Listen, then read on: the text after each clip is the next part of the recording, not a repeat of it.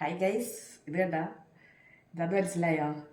ചെറിയ ടൊമാറ്റോ കേട്ടോ. നമ്മുടെ ബാക്ക് ഗാർഡനിൽ ഉണ്ടായതാണ്.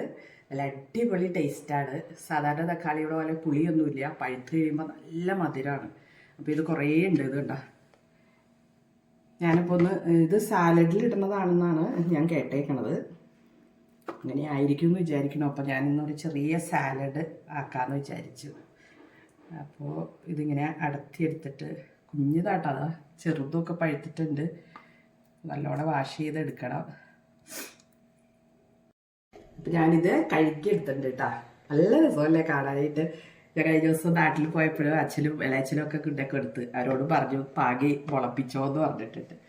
ഇതാ ഇതിലോട്ട് നമ്മൾ കുറച്ച് സവാള, കുക്കുംബറാട്ടോ ഇത്, കുക്കുംബർ, ക്യാരറ്റ് ഇത്ര ഇടണുള്ളൂ. അധികം ഇട്ട് ഇനി ബുദ്ധിമുട്ടാക്കണ്ടല്ലോ എന്ന് വിചാരിച്ച്.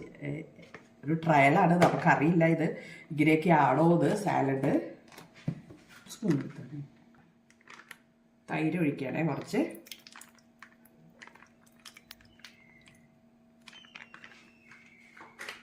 കുറച്ച് സാൾട്ട്.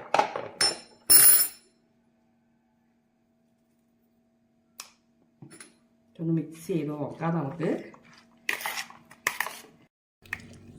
ഇത്തിരി മല്ലിയിലയും കൂടി ടേസ്റ്റിന് ഇടാം കേട്ടോ. സാലഡ് ആകുമ്പോൾ നമുക്ക് മല്ലിയില ഇട്ടാൽ നല്ല ടേസ്റ്റ് ആയിരിക്കും. പെപ്പറോ അല്ലെങ്കിൽ ഗ്രീൻ ചില്ലിയോ ആഡ് ചെയ്യാം കേട്ടോ, എരിവിന് വേണ്ടിയിട്ട്. ഞാനൊന്ന് ടേസ്റ്റ് ചെയ്ത് നോക്കാം.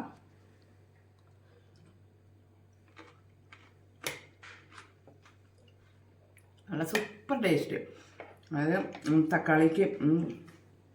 തക്കാളിക്ക് ഒരു മധുരമാണല്ലോ. ആ മധുരത്തിൻ്റെ കൂടെ കേടിൻ്റെ പുളിയും ഒക്കെ ആയിട്ട് നല്ല ടേസ്റ്റാണ്. മല്ലിയില എൻ്റെ കയ്യിൽ.